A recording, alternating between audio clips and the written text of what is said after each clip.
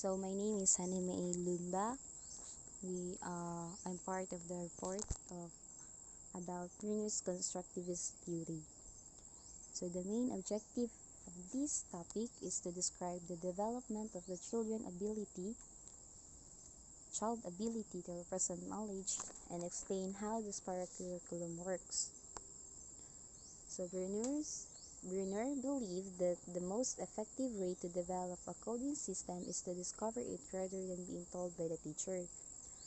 So the teacher instruction can be made more efficient by providing a careful sequence of materials to allow learners to build upon what they already know and go beyond the information they had been given to discover by themselves. So the concept of discovering learning implies that students construct their own knowledge for themselves, also known as the constructivist approach. So constructivist is an important learning theory that educators use to help their students learn. So in this theory, people or students construct their own understanding and knowledge of the world through experiencing things and reflecting on those experiences. So the main concept of Brunner's constructivist theory is first representation. So Brunner suggests the ability to represent knowledge in 3 stages. So in these 3 stages also become the 3 ways to represent knowledge. So the first is in active representation. At the earliest age, children learn about the world through action on physical object and the outcome of this object. So in active representation, children represent objects in terms of immediate sensation of them. Second, iconic representation. Learning can be obtained through using models and pictures. So the learners can now use mental image to stand for certain object or events. And the last is symbolic representation. The learners has developed the ability to think in abstract terms. So in this symbolic representation, the learners use symbol system to encode knowledge. And the most symbolic system that usually used are language and mathematical notation. So the second main concept is spiral curriculum. Spiral curriculum is a curriculum in which students repeat the study of subject in different grade level in each time at a higher level of difficulty and greater depth. So this is why certain topics are essentially presented in grade school in a manner appropriate for grade scholar also. And then the same topic is tackled in high school but on much deeper level. So the teacher must revisit the curriculum by teaching the same content in different ways depending on students' development level. So the spiral curriculum process is first the students revisit a topic, theme, or subject. Just like a topic in grade school, then the complexity of the topic or theme increase when each revisit. So when you are in high school, the topic in grade school is more difficult but the same topic. So then third is the new learning has a relationship with old learning and is put in context with the old information. So the old knowledge of the topic and the new knowledge of the topic will combine.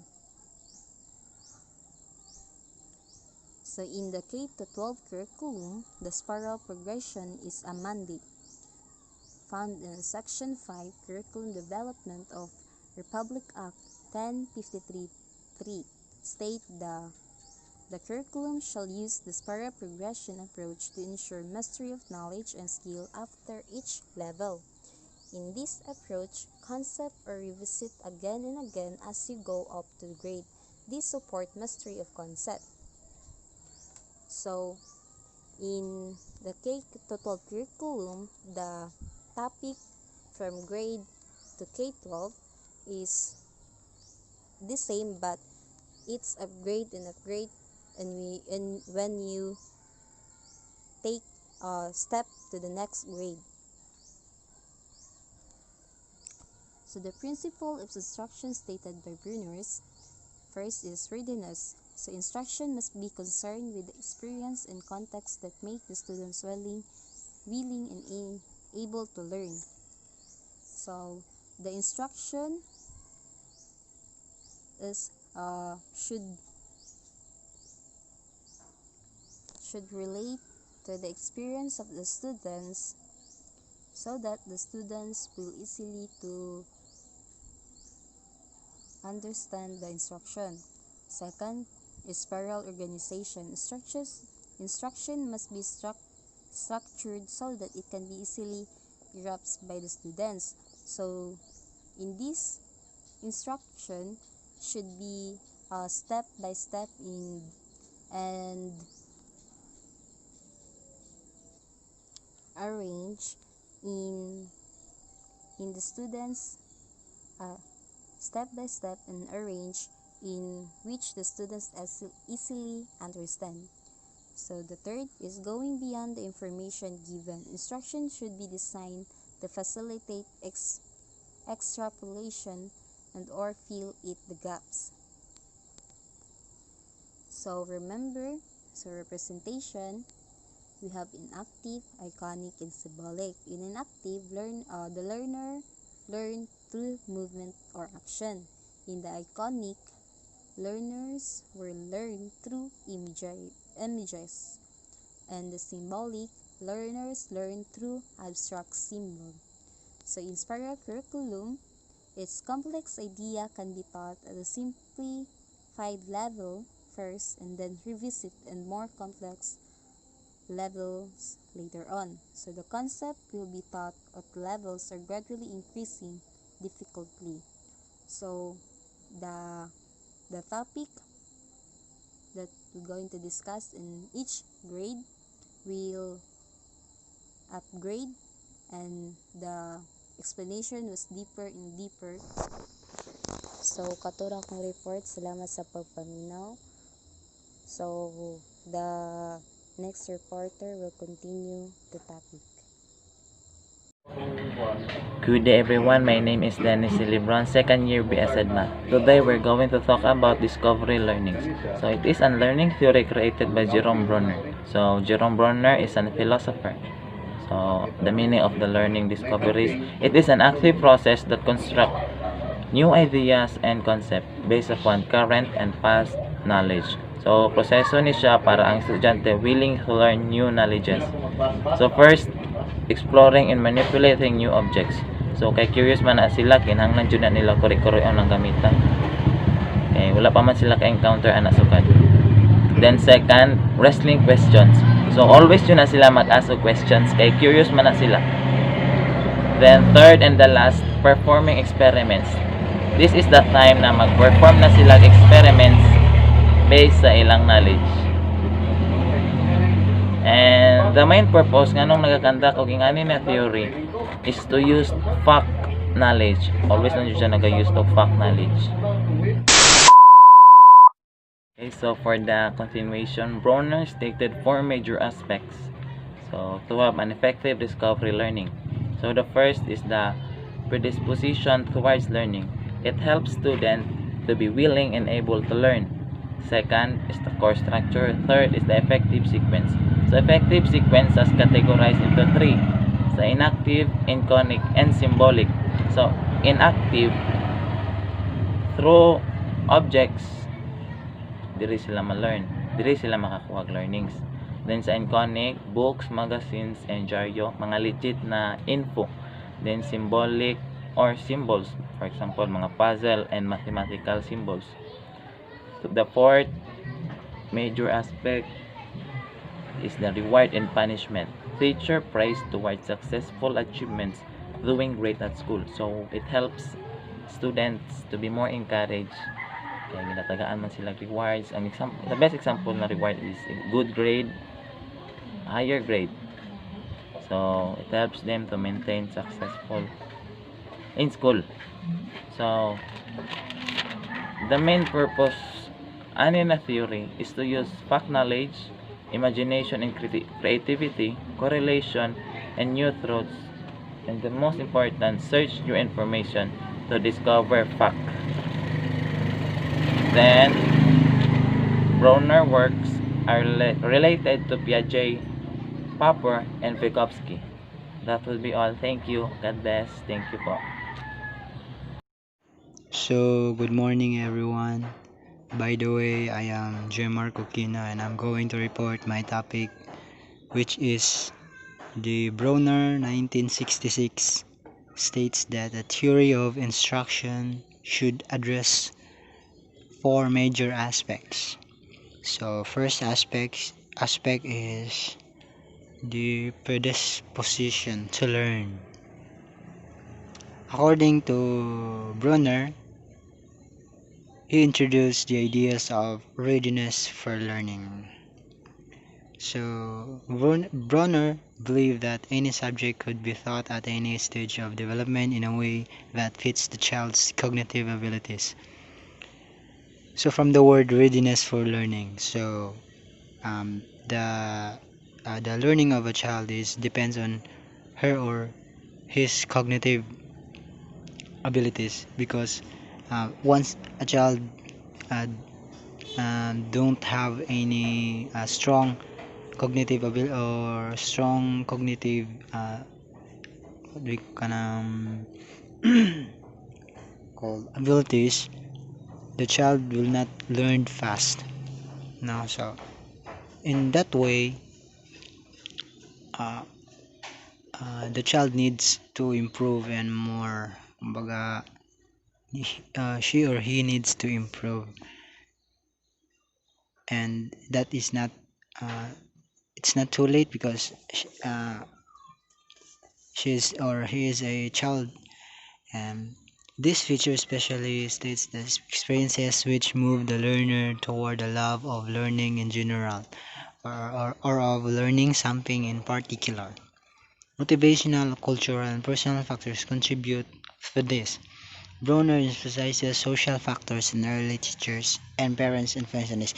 So, nag-focus din sa child, no? So, based on my, ang child, nagadepende lang po na sa ilahang observation kung sa ilahang na-observe sa ilahang sa surroundings. Yes, that's the point of Bronner. Kumbaga, kung anong na-observe nila ngayon, yan din yung susundin nila kasi nagsisimula pa lang silang mag-learn eh. Kumbaga, ang kanilang cognitively hindi pa complex, kumbaga nagsisimula pa lang din. Kailangan nila mag-observe para naman mag-develop yung kanilang critical, kumbaga para mag-develop pa more. Yan. Then second is structure of knowledge. This refers to the ways in which a body of knowledge can be structured so that it can be most readily grasped by the learner. And Bronner emphasizes the role of structure in learning and how it may be made central in teaching. Structure refers to relationships among factual elements and techniques. So from the word structure, kumbaga, ito yung haligi. Ano nga ba ang Saan nga ba ano nga ba ang ways para maka-learn ang isa ka child? So maybe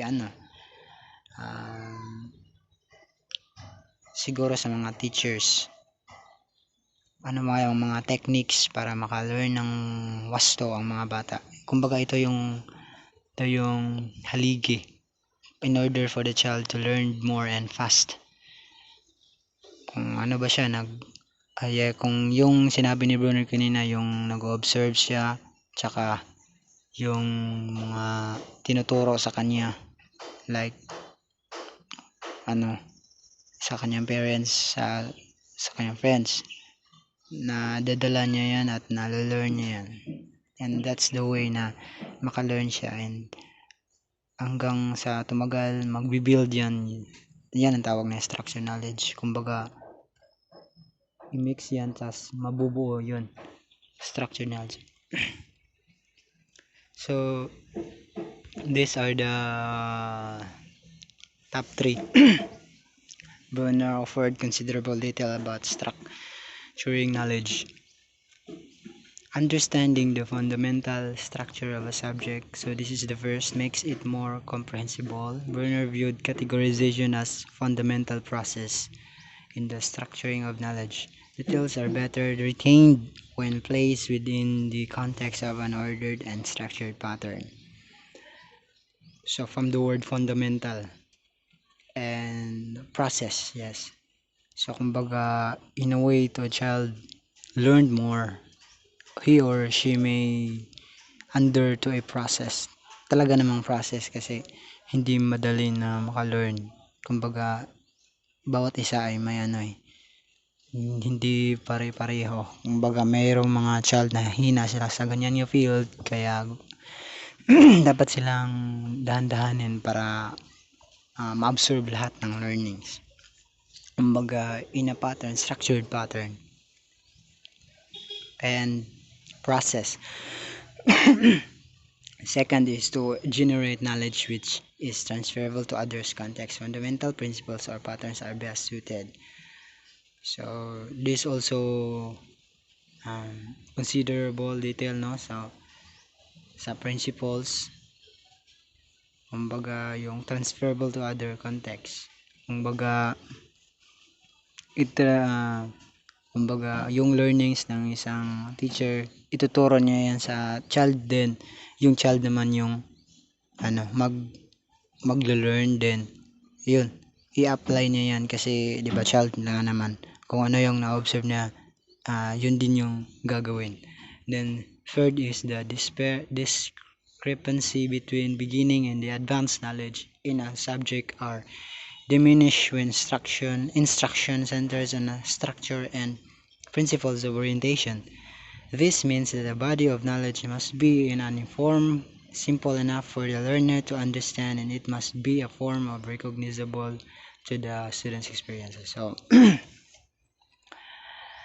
discrepancy between beginning and the advanced. So, nadyo siya kalahian. Kumbaga, mas lamang jud ang advanced, diba? Then, nag-base po siya sa sa iyang experience. Kung the best teacher is the experience, so mas better na a child must experience in that way so that he or she may learn more, and kanang murag mas better siya kaysa like reading, di ba? Kay mag-read ka, mag-imagine just kung na-experience jud in a way na nabuhat jud or na in action, mas better siya if in action jud siya or experiencing. Then this one is effective sequencing. So no one sequencing will fit every learner, but in general, the lesson can be presented in increasing difficulty. Sequencing or lack of it can make learning easier or more difficult. A spiral curriculum refers to the idea of revisiting basic ideas over and over, building upon them and elaborating to the level of full understanding and mastery. So, from the word sequencing, yes, kung 'di ba, yung child dapat siya tinuturuan ng simple sa simula pa lang, simple kasi beginner pa lang. Then hanggang nag-grow siya, palaki-laki yung mga tinuturo sa kanya, so that kumbaga hindi mabigla, yun yung exactly word, hindi mabigla yung kanyang learning critical yeah, sana abilities o yung kanyang learnings, hindi mabigla kasi kapag biglain mo talagang hindi niya talaga yan maiintindihan. Tsaka in a simple way din, dahan-dahan para ma-absorb nila lahat ng learnings. Kumbaga effective yun, yung effective sequencing kung paano maka-learn yung bata. Then this is the last one, reinforcement. So rewards and punishment should be selected and paced appropriately. He investigated motivation for learning. He felt that ideally interest in subject matter is the best stimulus for learning. Learner did not like external competitive goals such as grades or class ranking. So kay Broner, so sa iya mas better sa iya ang ma-experience than rather than kanang pataasan ng grades. Yan yung sinabi niya dito eh. Yung hindi basihan yung kumbaga hindi basihan yung grado kung sa tingin ko lang hindi basihan yung grado para matawag mo isang tao na sa siyang smart. Yan, smart kasi iba iba ang kanyang definition and katulad din kami ng paniniwala na hindi basihan yung grades, kumbaga nasa tao yan eh. Malay natin grades lang pala siya magaling, di ba? So yan, and rewards and punishment, so nakadepende yan sa tao. Then I absolutely agree with Brunner's beliefs na he doesn't he did not like external competitive goals, so the best way is to share the learnings to others and especially sa child para lang maka-learn sila, and that's for me that's the good way, kumbaga wisdom, application of knowledge, wisdom yan. Thank you, and that's all. Good day, everyone. I'm Nicole and Gorne, and this is the continuous report of the previous reporter. So today we're going to talk about categorization by Jerome Bruner. So Bruner gave much attention to categorization of information in the construction of eternal cognitive maps. He believed that perception, conceptualization, learning, decision making, and making inference are all involved in categorization. So there are in this theory there are four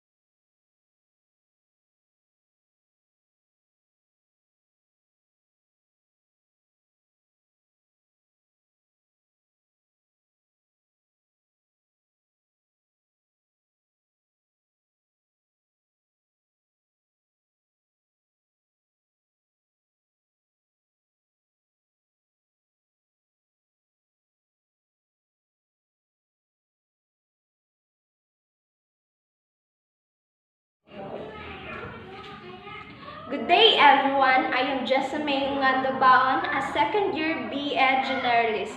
So for now, I was assigned to report about the several kinds of categories. So first, I will discuss to you the identity categories. It is include objects based on their attributes. When we say attributes, they are the things that considered to have the same characteristics. For example, on a motorcycle, even there's a lot of branch of motorcycle, but it has the same characteristics, like having a parts of wheels, engine, transmission, brakes, and tires. So through that, we can say that and we can identify that they are really motorcycle. Because of their characteristics, we can say that they belong to identity categories. So the second one is equivalent categories. When we say equivalent, it is a person or thing that equal or corresponds with another in value, amount, function, and meaning. As equivalent categories, these are equal in different aspects like criteria, characteristics, and its standards. For example, a car, truck, and van could all be combined in a category called a motorcycle because of their functions. So they has equality as whole and in different aspects. So the third one is the coding system. It is a category that can recognize sensory input. It uses of variables to make a data, and there are usually hierarchical in arrangement. So that would be all everyone. Have